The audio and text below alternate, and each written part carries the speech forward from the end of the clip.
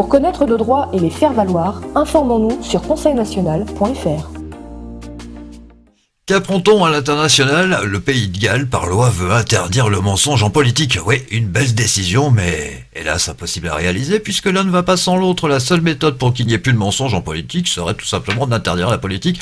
Une petite idée que je lance là pour la France, ce serait une bonne chose. Bonsoir à vous et bienvenue dans La France Libre, une émission du Conseil National de Transition Français, canal historique, avec Philippe, avec Bruno, avec Jean-Pierre, et vous-même, messieurs, dames, qui nous faites l'honneur d'être là présents ce soir. Merci, bienvenue. Bienvenue à tous et à toutes. Merci pour cette introduction qui me permet d'enchaîner assez facilement parce que tu parles de mensonges. Effectivement, moi je vais parler d'erreurs. En ce qui nous concerne, on essaye de pas mentir, on fait ce qu'on peut. En général, on s'y tient et je pense que les gens le ressentent, sinon ils ne resteraient pas à nous écouter. Par contre, je peux avoir de temps en temps des mauvaises informations qui me glissent vers une erreur, tout simplement. Alors là, je voudrais simplement reparler de cette loi américaine à laquelle j'ai fait allusion, dans laquelle fin 2023, eh bien, il aurait été mis fin justement au libre consentement éclairé, je dirais, des patients dans la loi américaine, et que donc ça ouvrait la vanne à se faire courir après par les médecins pour se faire vacciner. En veux-tu, en voilà, quoi. Hein. Et tout ça est faux. Tout ça est faux. Ce qui est vrai, c'est que Joe Biden, lui, en revanche, il a demandé au Sénat que dans les grandes entreprises, les collaborateurs des grandes entreprises soient vaccinés. Et d'office, parce qu'ils sont collaborateurs d'une grande entreprise. Et la réponse du Sénat a été niet. Donc, rien de nouveau sous le soleil pour l'instant aux États-Unis d'Amérique, ce qui ne veut pas dire que les choses ne bougent pas dans ces matières-là et qu'il faut rester vigilant. En revanche, en France, donc le libre consentement éclairé, il existe, il fait partie de la loi, contrairement aux États-Unis où c'est un terme qui n'existe pas. Et donc ce libre consentement éclairé en France, il continue, il perdure à l'heure où on se parle. Donc voilà, et pareil, même réflexion, j'ai envie de dire, restons vigilants pour qu'il demeure obligatoire ce consentement en toute matière et en particulier en matière vaccinale. Voilà ce que je voulais dire et je repasse la main à Sylvain. Très bien, eh ben on va filer sur l'actualité en images et se retrouver juste après.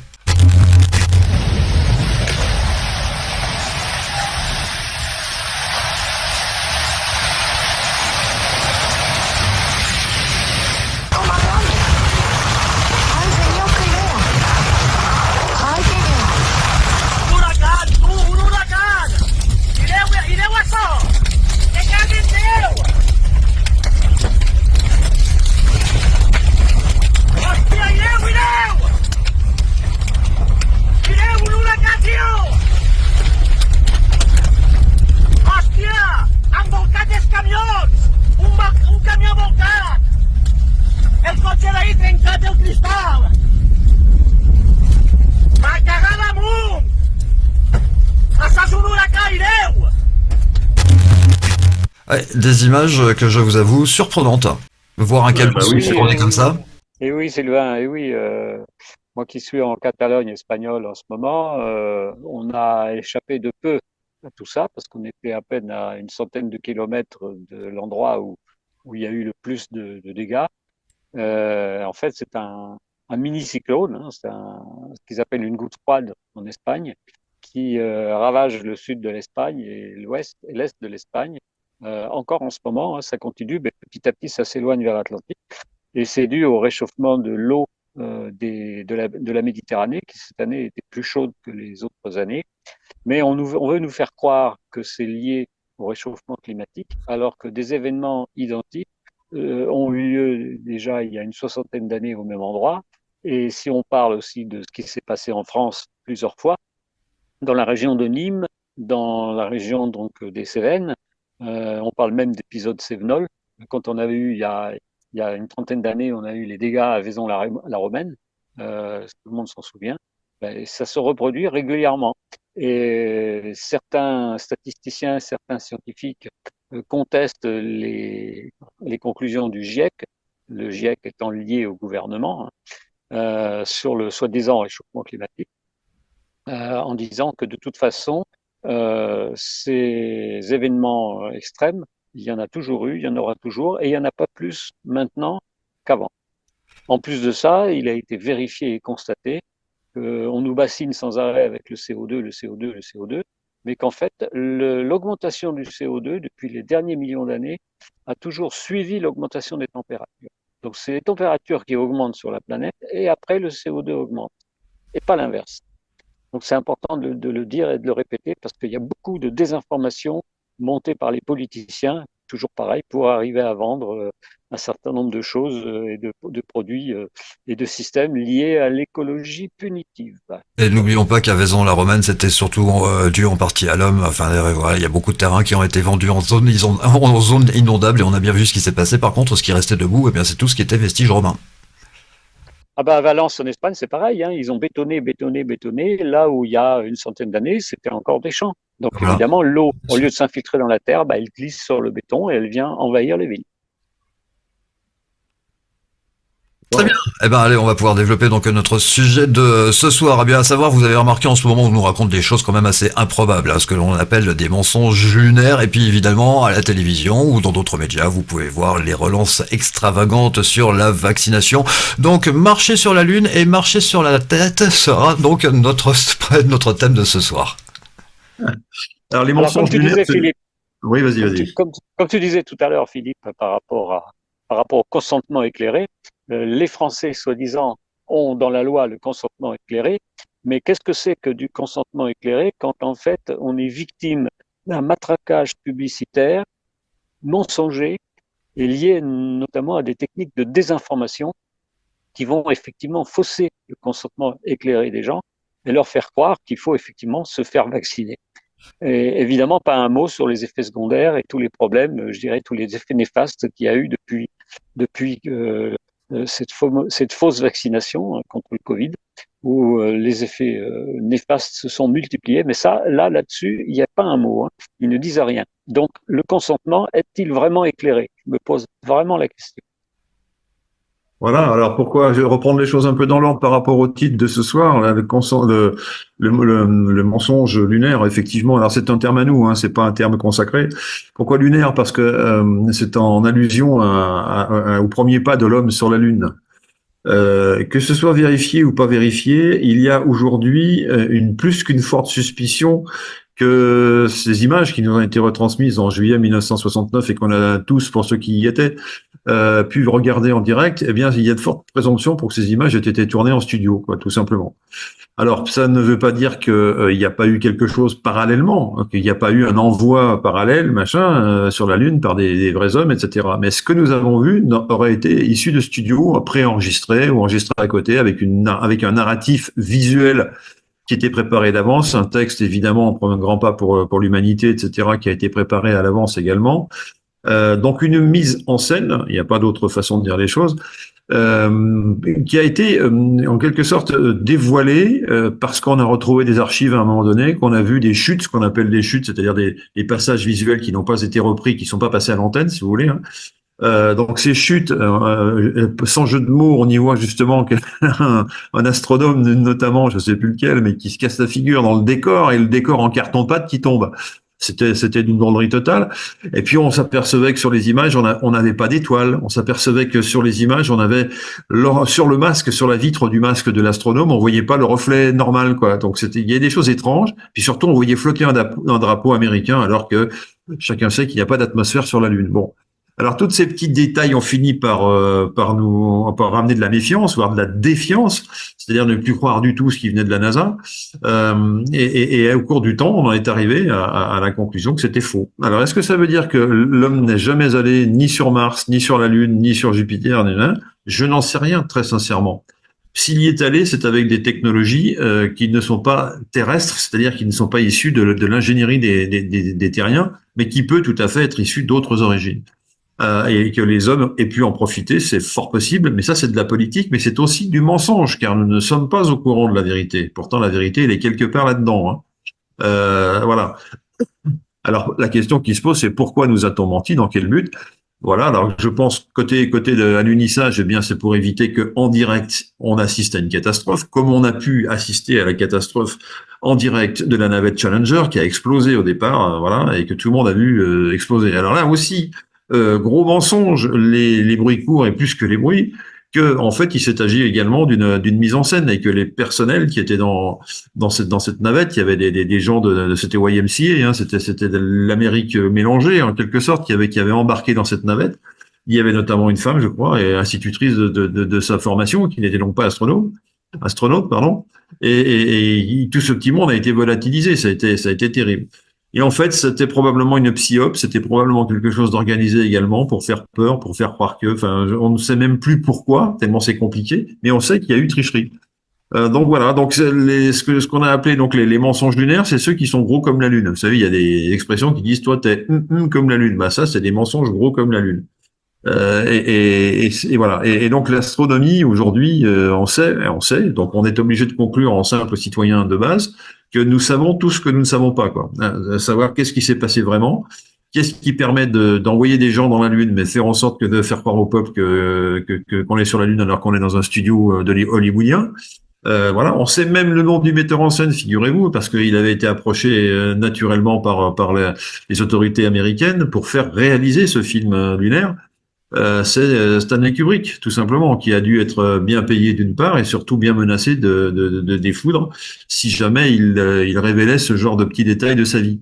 Et ce qu'il a fait d'ailleurs dans un de ses derniers films qui s'appelle Eyes Wide Shut, dans lequel il dénonce plus que ce mensonge lunaire, il dénonce d'autres choses, il dénonce des trafics, il dénonce le trafic d'enfants, etc. Bon, et il n'a pas fait long feu après ce film, c'est-à-dire qu'il est mort quelques semaines après la fin du dernier tournage. Il y a même des scènes qui n'étaient pas terminées, je crois.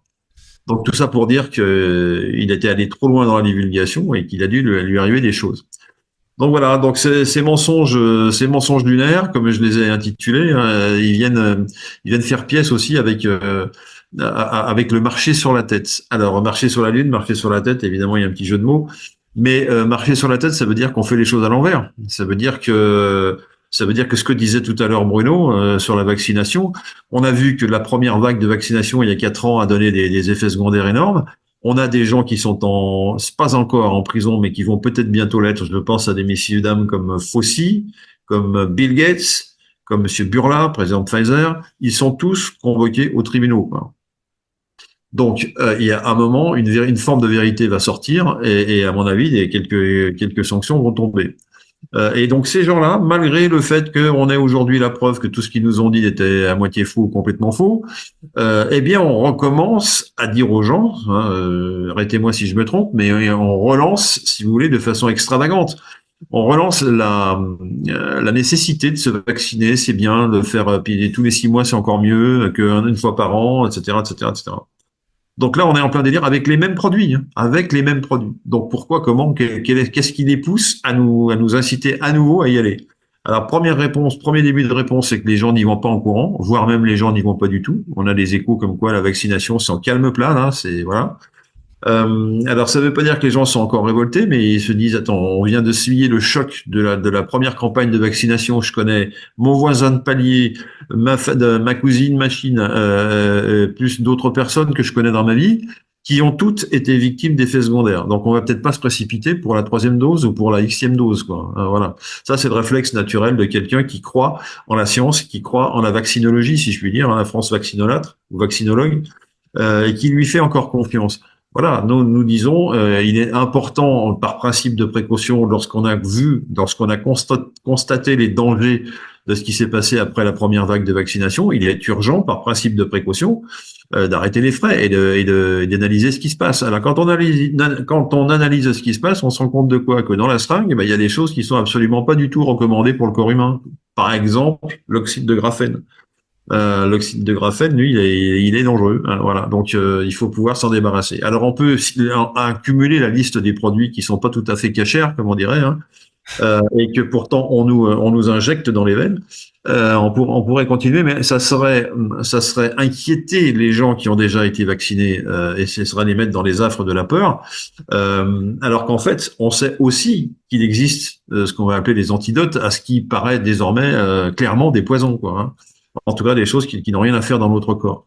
Donc voilà, donc ces antidotes existent. Alors on va pas évidemment les traiter ce soir parce que c'est pas l'objet, mais que si les personnes veulent en savoir plus, je crois que c'est intéressant de les renvoyer vers notre site contact.info conseilnational.fr, poser des questions et on leur répondra. Hein, voilà. Alors Philippe, Oui. tu viens de parler de tout ça. Moi, je voudrais aussi élargir les choses. Quand on a parlé, donc, au niveau du sujet de ce soir, de marcher sur la tête, il y a énormément d'exemples dans le système dans lequel on vit et qu'on subit de fois où on marche vraiment sur la tête. Oui. Exemple, il y a toujours dans certains villages de France des panneaux à l'entrée du village qui sont à l'envers. Pourquoi? Parce que les agriculteurs ont dit vraiment qu'on marchait sur la tête, parce que tout est fait contre eux par le système européen. Et en plus, les agriculteurs actuellement sont en train de se rendre compte qu'ils ils se sont fait berner une fois de plus et ils recommencent à manifester. Donc ça va bouger encore du côté des agriculteurs. Une autre manière de voir qu'on marche sur la tête, c'est la fête de l'Halloween qui vient de se terminer.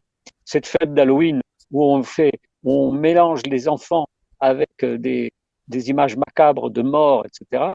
Ce qui discrédite complètement, ce qui désacralise la mort. Et on aboutit à quoi? Eh ben, des cimetières qui sont vandalisés, qui sont abîmés par des gens qui n'ont plus aucun respect pour les morts. Et si on regarde bien cette fête d'Halloween, qui vient au départ d'une cérémonie, irlandaise, ça s'est transformé pratiquement en un culte sataniste. Donc là aussi, on marche sur la tête parce que derrière tout ça, il y a encore le nouvel ordre mondial. Ça permet aussi de faire tourner un certain nombre de commerces qui vendent tous ces déguisements et tous ces trucs qui correspondent à Halloween. Donc là aussi, il faut se méfier parce que on s'aperçoit que le satanisme il se glisse dans tous les recoins.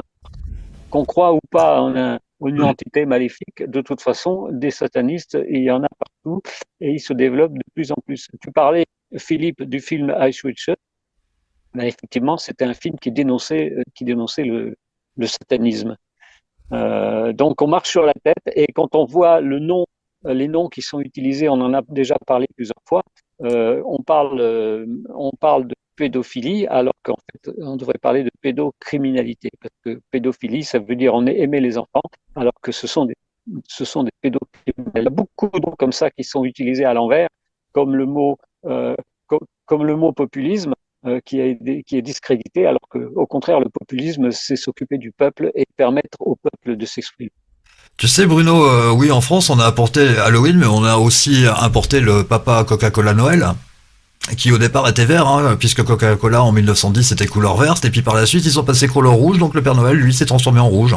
Ah, je veux pas faire de mal, hein, mais bon, je dis ce qui est. Alors, on a aussi le petit chaperon rouge, mais derrière, il y a le loup. Normalement, la vraie fête, c'est le 5, c'est la Saint-Nicolas, je crois. C'est le 5 décembre à Ah ouais. Saint-Nicolas. Ah ouais, c'est ça, normalement, c'est à ce moment-là qu'on doit célébrer Noël. Est-ce que Jean-Pierre veut nous dire des choses? Avec un micro ouvert, hein, si c'est possible. Mais est-ce qu'il est ouvert? Oui. Sûrement. Super. Alors, le terme politique. Alors, j'approuve ce que Sylvain a dit au début, à une nuance près. Ce qui est nuisible au peuple, c'est la politique dite politicienne, c'est-à-dire la fourberie, en fait. La vraie politique, c'est la vie de la cité, et elle appartient à chaque être de s'associer avec les autres pour organiser la vie de la cité. Donc,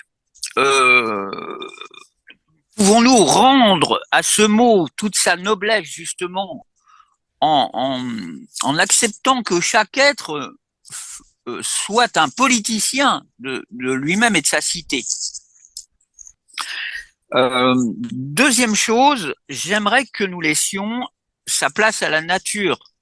Alors, comme Bruno l'a dit tout à l'heure, je crois, et nous l'avons déjà abordé, je l'ai déjà abordé dans une autre émission, à la force de bétonner et d'asphalter la terre et de créer des villes avec très peu de nature, eh bien forcément l'eau ravine.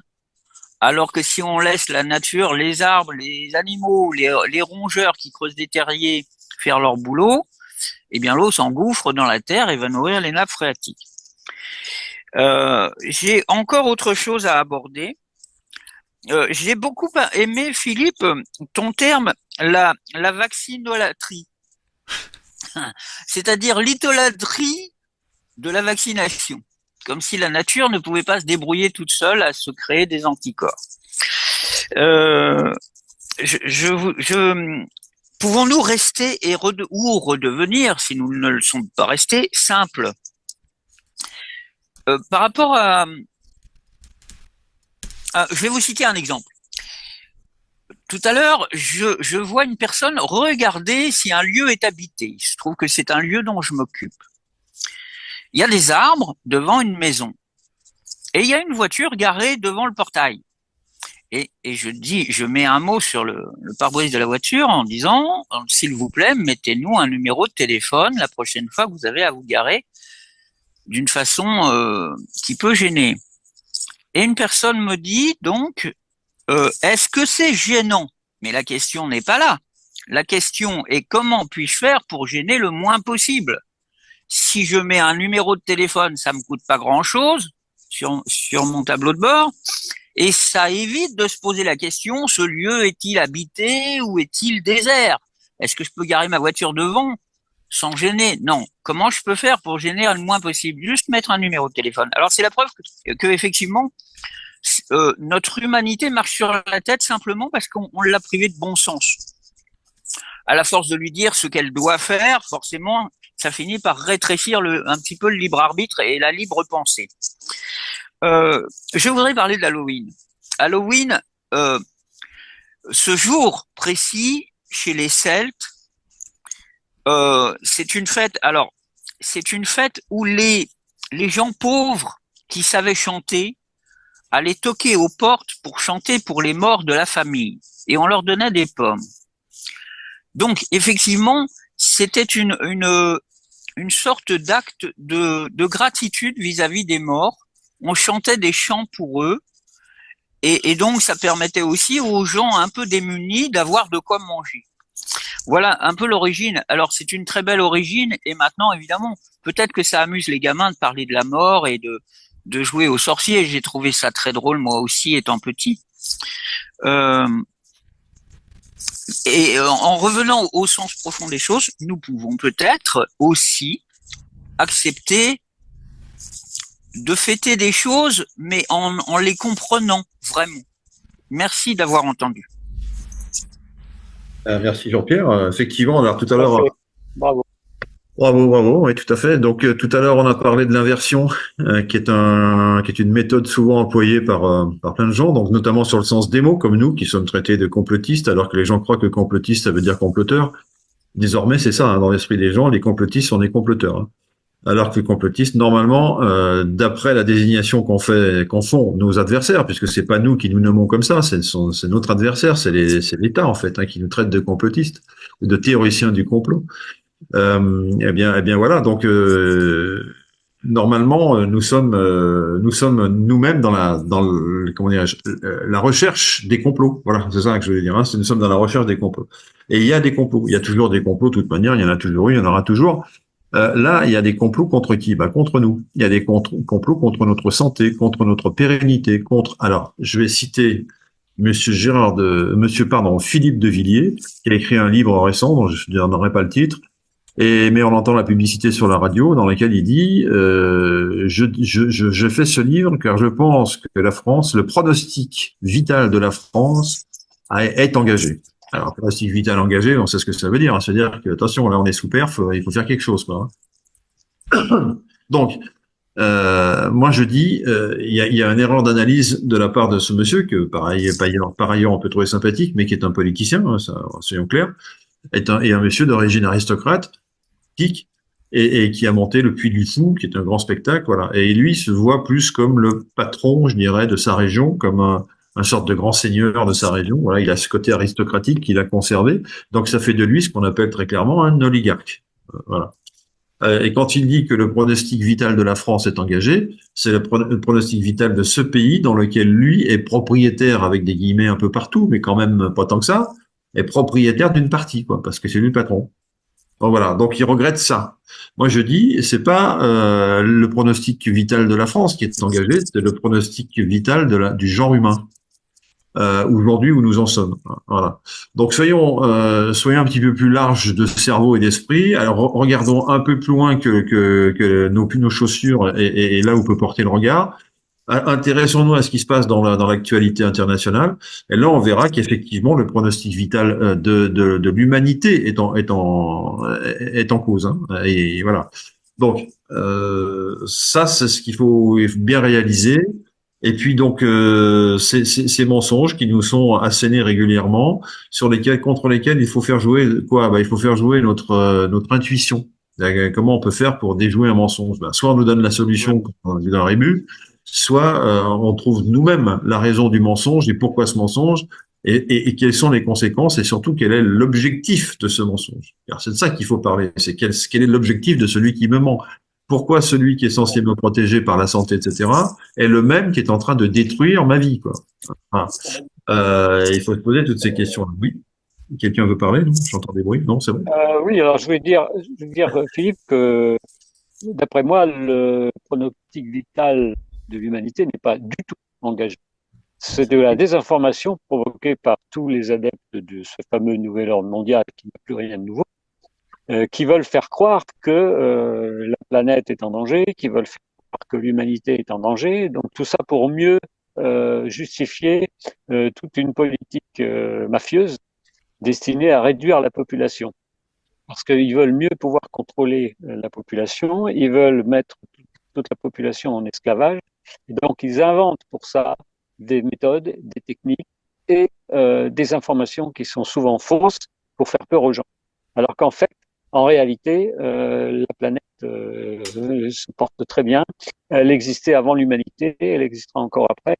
Et l'humanité elle-même peut continuer à se développer sans aucun problème, pour peu qu'on utilise des méthodes et des techniques naturelles qui ne nuisent pas donc à l'ensemble de la planète et qu'on arrête effectivement de marcher sur la tête et de se tirer des balles dans le pied. Mais tout ça, c'est voulu par ceux qui veulent nous gouverner.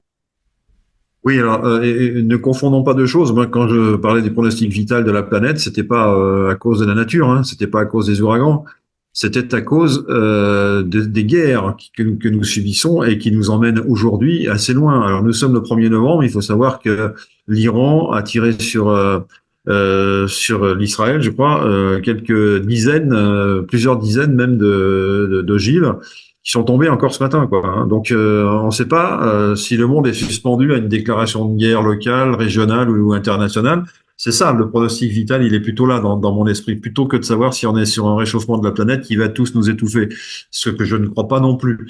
En revanche, on n'est pas à l'abri d'une bêtise d'un docteur Folamour quelque part en Europe ou dans le monde, capable d'appuyer sur un bouton, quoi, pour y passer lui-même. Quoi. Ah bah de toute façon, c'est jamais les peuples qui déclenchent les guerres. Hein. C'est toujours ceux qui sont bien tranquilles, blottis dans leur bunker, et qui eux ne se mouillent pas, ils ne vont pas sur le terrain. Absolument. Est-ce qu'on a encore un peu de temps ou... Oui, on a encore 5 minutes. 5 minutes. Allez, Jean-Pierre, peut-être un petit commentaire par rapport à ce qu'on vient de se dire? Avec le micro, Jean-Pierre, s'il te plaît. Merci, mon ami. Pardon, vous m'entendez? Très bien. Non, plus. Non, avec le micro. Avec le micro. Là. Voilà. Oui. Je l'avais coupé parce que je suis pas sûr que le branchement de mon écouteur ne faisait pas un écho. Ah oui,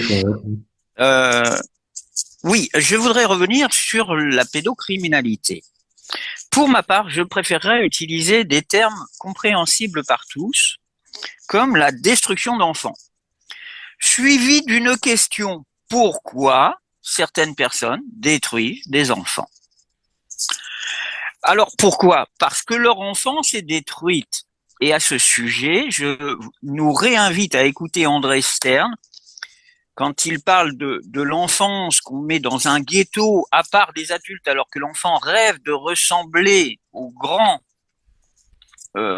et que le mettre dans un monde à part, lui parler un langage différent de celui qu'on parle couramment, etc., massacre l'enfance, ne lui permet pas de vivre son enfance joyeusement. Et après, certains individus un peu plus sensibles que d'autres, peut-être, massacrent des enfants. Voilà une des réponses potentielles à la question essentielle: pourquoi massacrer des enfants. Bon, je voudrais parler du pronostic vital de la France. La vraie France, le peuple des Françaises et des Français, des vraies Françaises et des vrais Français, qui sont par nature francs et qui portent une devise, celle-là, son pronostic vital, il est très bien. La France se porte bien parce que des Français réfléchissent à ce qui leur arrive.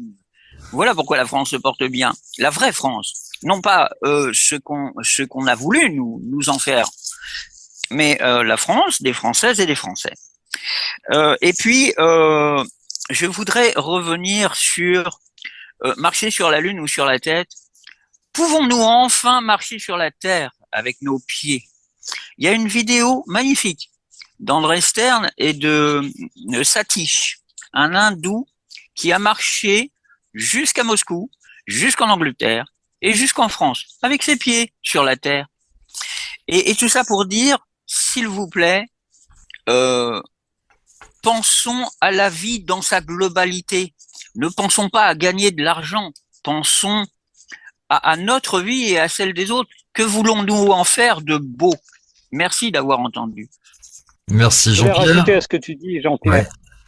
Je voulais rajouter, Jean-Pierre, à ce que tu dis concernant les enfants, que les enfants sont maltraités pas uniquement par les pédocriminels, mais aussi par le système. Parce que quand on est à l'école maintenant, déjà à l'âge de 5 ans ou 6 ans, on va parler de sexualité et de l'éducation sexuelle à des enfants. Eh bien, où est l'enfance? L'enfance disparaît. Les enfants ne sont plus des enfants. Quand ils ont accès à Internet à l'âge de 10 ans et même avant, et qu'ils voient des choses qu'ils ne devraient pas voir, eh bien, toute l'enfance disparaît. Donc les enfants sont maltraités aussi par le système. Et pour la fin, je dirais ceci, a-t-on marché sur la pleine lune? Je n'en sais rien. La seule certitude que je puisse avoir, c'est que nous faisons marcher nos têtes afin d'installer la démocratie, et ce, au plus vite. Prochain rendez-vous avec le Conseil national de transition français, canal historique. Ce sera lundi. Oui, aux alentours de 19h30, quelque chose comme ça. Merci Philippe, merci Bruno, merci Jean-Pierre, merci à vous également. Excellent week-end, et on vous retrouve lundi. Bonne soirée.